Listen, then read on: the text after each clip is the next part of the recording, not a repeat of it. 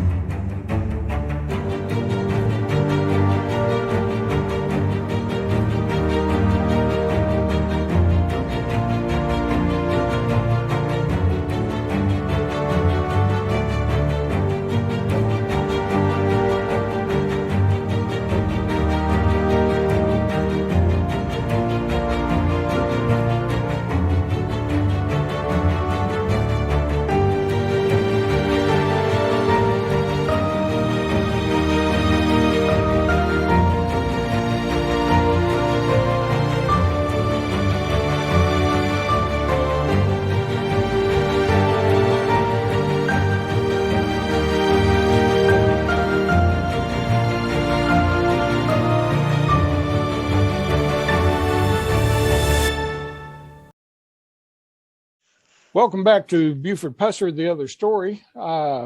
With me today is Ed Lovell. And last week we talked a little bit about Buford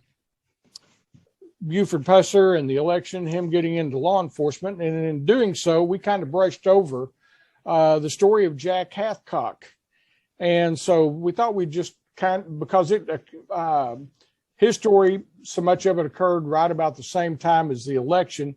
I felt like we ought to go back and just kind of cover Jack Hathcock and his participation at the state line. Ed, how are you doing today? Doing good, Mike. How you doing? Well, not too bad.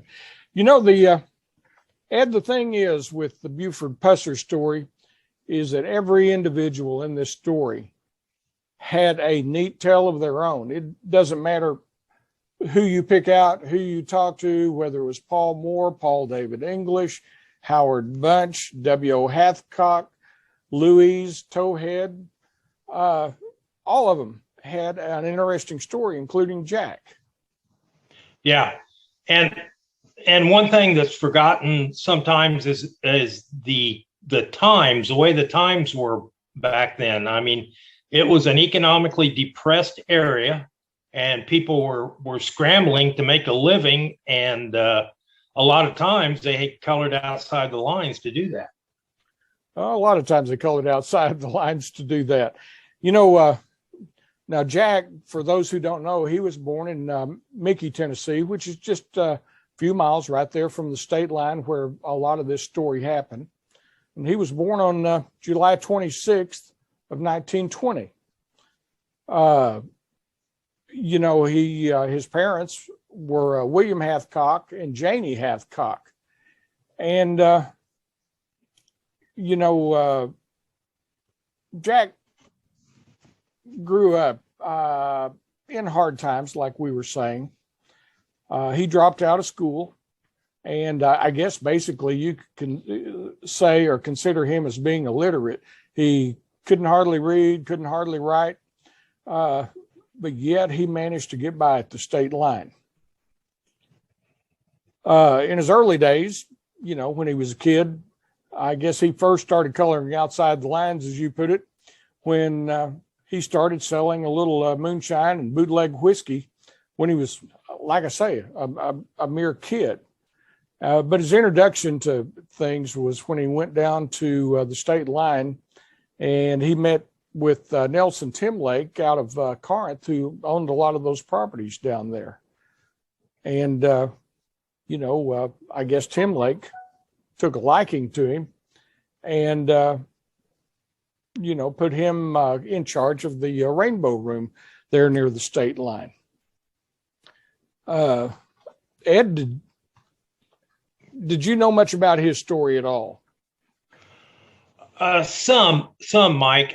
When I started researching this, I didn't know much except the existence of Jack. And let's face it, without Jack Hathcock, there wouldn't be a state line story. I mean, after going to work for Nelson Timlake, he and Louise set up the state line as far as running of the 45 grill, and then later on the Shamrock and all that. That was all them. there just wouldn't be a story without Jack. But he exited, as we'll cover, just before Buford was sheriff. Yeah, he died. Tim Lake, like I say, Jack kind of saw him as a father figure. When Jack started running the Rainbow Room, he was still very much a minor, but yet here he is selling alcohol, doing whatever. Times were a little bit different back then. And, I guess it was Tim Lake's brother, Shug, that hired Louise Anderson to come to work and put her up there with Jack. And, it's their story's kind of funny because Jack had a real interest in Louise, but she was about 1 year and 4 months older than he was. And that was kind of intimidating for him, I understand. And you wouldn't think so, just 1 year and 4 months being their age difference. But, when you consider the fact that he was only about 17, I guess with her being 18, almost 19, I guess he was a little intimidated by going after an older woman. Yeah. Yeah, that's kind of how I understood it too, Mike. At any rate, they worked there for some time, worked at different establishments that Tim Lake owned.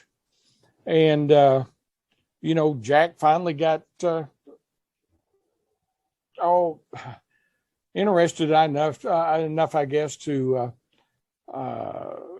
start going out with Louise, so on and so forth. And they actually got married on October 2nd, 1937. Now, an interesting thing here about the Pusser story and the way that this all intertwines and all reacts is you think about this. Here they were married in 1937 in October.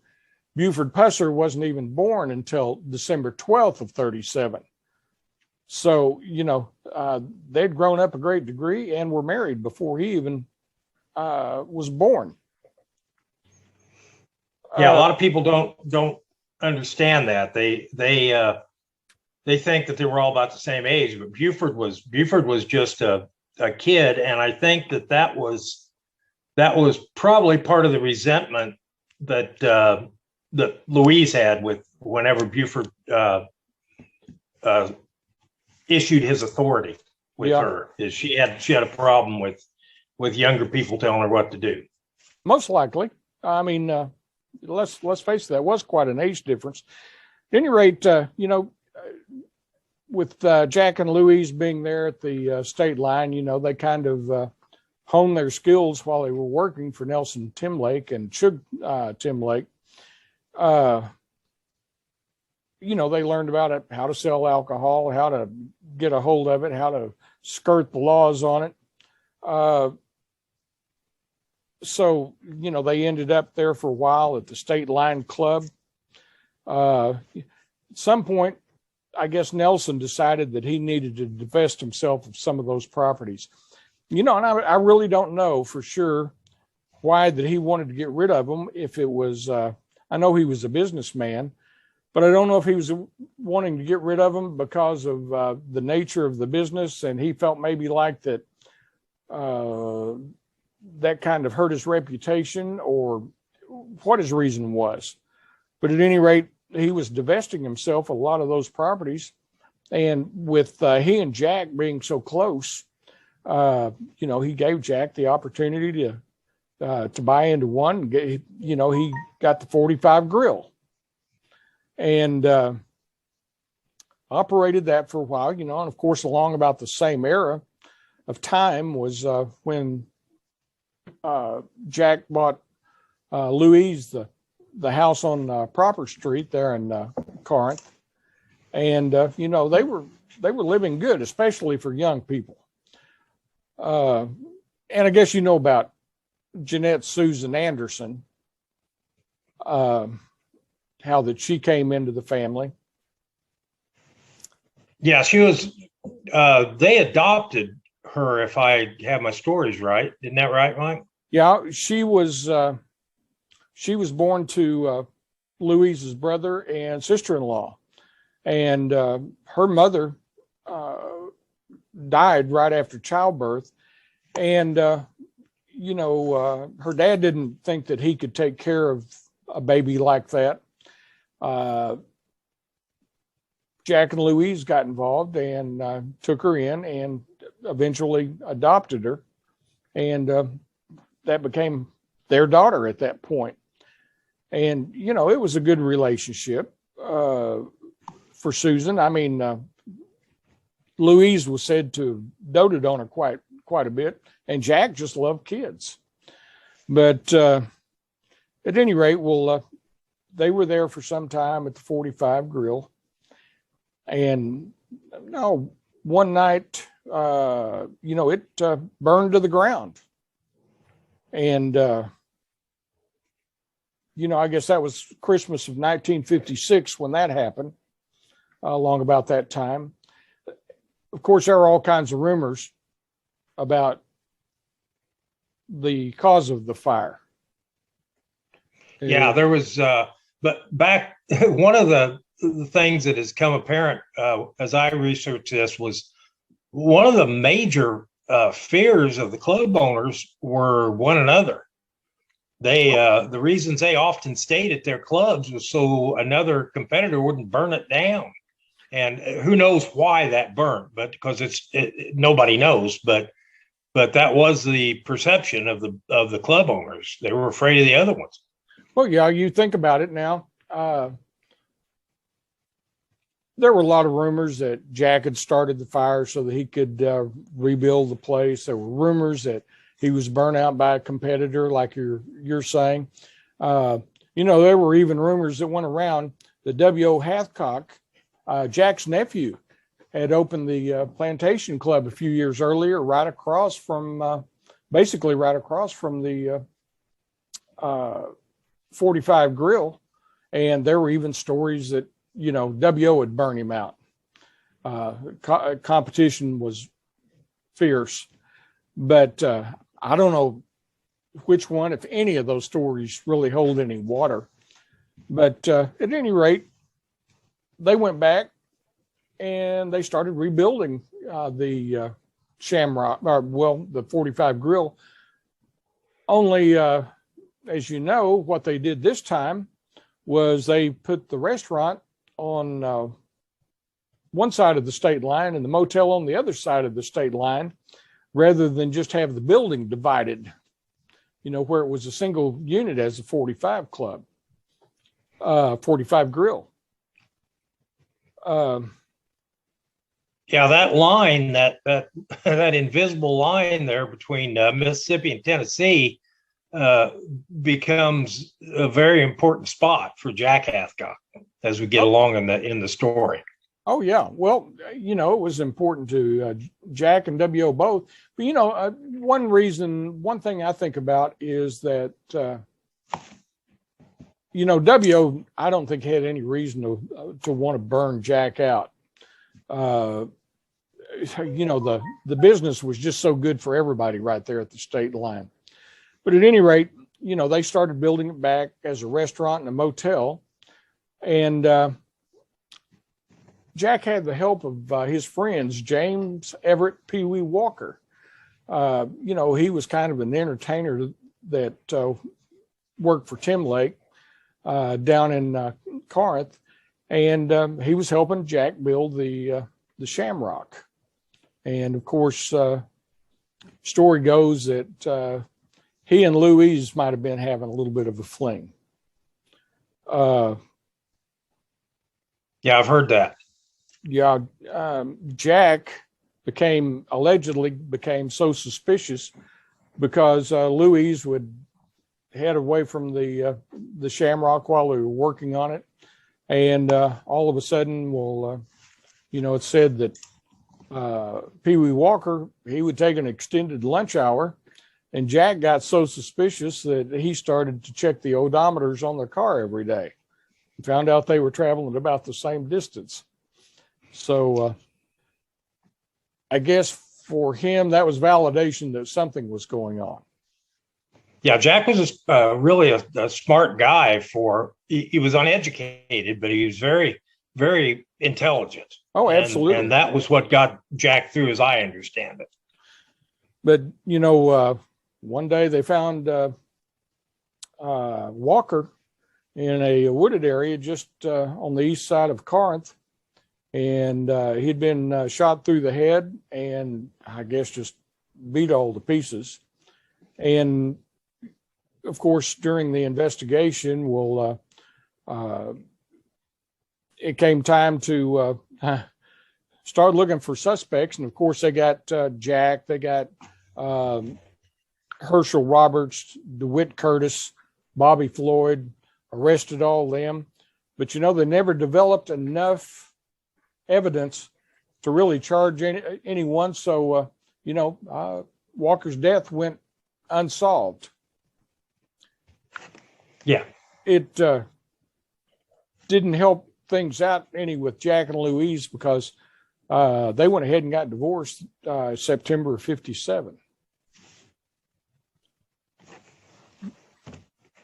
They had it was around that time that a couple boys from the Delta area came to work for Jack, wasn't it? When Junior Smith and Towhead White, that was pretty around that era, I believe. Well, they actually came to work for him back about 3 years earlier, 3 or 4 years earlier. And of course, Towhead, he was working there at the 45 Grill, and he was more or less security or a bouncer. Nobody really wanted to mess with him. I've been told, and I don't know how accurate it was, but that Junior more or less took care of making sure that they stayed in stock with bootleg and took care of that for Jack's establishments. I guess death down at the state line was a fairly constant thing. I mean, you think about, I guess it was in 1954 when W.O. Shot an individual over at the Plantation Club, killed him, was charged and went to trial. They found him not guilty because they thought it was self-defense. Then, you turn around right across the highway there at the 45 Grill. You had a couple of guys come in one night, Ed George and his son, and they were said to be causing a little bit of trouble, and they got ushered out. Well, Jack was kind of upset with the disturbance that they had called, and he told Towhead and John Henry Fawkes that if they came back, they need to take care of business. Next morning, they returned, and out come the shotguns. John Henry Fawkes shot and killed Ed George, and of course, same thing, pretty typical there at the state line. Well, they decided that it was self-defense, and of course, Fawkes never served a day in jail over that thing. But it's quite a story. But you get up to the fact of Walker being killed, and may have been a source of, or part of the reason why that the Hathcocks got a divorce. But Ed, the odd thing was the family didn't even know that they got divorced. Yeah, that's what I hear. Business kind of went on as usual around the Shamrock and all of that, and you wouldn't know. I mean, both Jack and Louise stayed occasionally at the motel, and nobody really knew that there was any difference, and they were indeed divorced. Yeah. Well, Jack, he had other properties other than just at the state line. He had another home other than the one on Proper Street there in Corinth. But for whatever reason, for the most part, he stayed at a small room that he kept in the back of the restaurant, while whenever Louise was there at the state line, She generally stayed in room number 1 because it was connected right there to the motel office. And a lot of times she had family members that stayed in rooms 2 and 3. So, just one of those things. And ironically, it was, about right after the divorce is when Towhead's story really takes off, as far as I can discern, because he wanted to be the Al Capone of the state line, the Al Capone of the South, and he saw an opportunity, since Jack and Louise were divorced, for him to kind of move in on the state line. And even though he was considerably younger than Louise, he made romantic overtures toward her. And I don't know, I guess you look at it, she's divorced. Here he is, a younger man. He's handsome. And, she fell for it and let him move in and actually start managing everything there for him, or for her. Yeah, he got to the point where he was managing the Shamrock, a lot of it, and the club across the street, the White Iris, was pretty much all of his. But that's getting a little bit ahead of the story. It's one of those things where after they became romantically involved, it was only a matter of time until something was going to happen. And somehow Towhead managed to convince Louise that they needed to be rid of Jack. And it was kind of a setup thing. It was May 22nd of 1964. And, they lured Jack to room number 1 there at the motel. It's early in the morning. And Louise had family staying in the rooms next door at that time. At any rate, Jack goes to see Louise like he's been asked to do. They get in a little bit of an argument, and her nephew Bobby Anderson was staying in the room next door, and he heard what was going on, and he decided that he would go in and see if he could kind of settle them down, get them to stop fighting, whatever. And Louise pushed him back in room number 2, telling him that no 14-year-old boy was going to tell her what to do. And as the door closed just a little bit later, shots were fired, and Jack's hit several times, chest and neck. He staggers out of the room, headed possibly to his room over in the motel, or in the restaurant area, or to his car. We don't know, because he collapsed in the driveway, and that's where he died. Yeah, he died right just about where the two states meet, right about at the state line there, the invisible line that's there that divides Tennessee and Mississippi. That's about where they say that he collapsed. Yeah, and then it became a jurisdictional situation there. Nobody really knew in the beginning whether it was Tennessee authority or Mississippi authority, and they had to sort all that out. And it turned out that it was Tennessee, because a shooting happened actually in Tennessee. There was no doubt about that in the motel. And James Dickey took over the investigation, and that was probably a good thing for Louise and Towhead. Oh yeah, it certainly was. Who's to say where the body actually hit? When Dickey got there, they did call down to Alcorn County. Sheriff Clayton Wilbanks came up to the state line because it was such a close call on which side that everything was happening at. And so Wilbanks agreed to put it over into Tennessee, since the shooting happened there. And of course, he was on the payroll for the Shamrock. So, she was found not to be not guilty, that it was a case of self-defense. And so any charges were dropped. I don't know, just one of those things where I'm sure having him on the Shamrock payroll helped her out a lot. But that was Dickie that was on the allegedly on the payroll of the Shamrock. Yeah.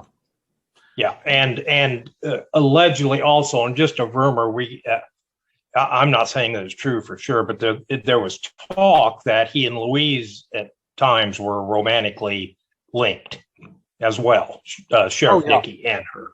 Yeah, but that was talk. I'm not saying that it was true. Yeah, that rumor was out there as well, so nobody knows. It's that was pretty much the end of Jack's story. That's where he died. Towhead took over, and I guess that actually leads us into another part of the story that we'll cover in the next episode. But the thing we got to remember is that this happened on May 22nd, 1964. Buford Pusser wasn't sheriff yet. So yeah, Pusser didn't become sheriff till September that year, right? Correct. And so it was one of those things where, you had a state line that had been built up by Jack, and here Buford never had had any real dealings with Jack at all. Yeah, and Towhead when Towhead took things over, he kind of changed things, didn't he? He brought in allegedly brought in drugs, and of course he was big into moonshining too, and those were a couple things that Jack just didn't want to have anything to do with. Oh no, the way I've heard.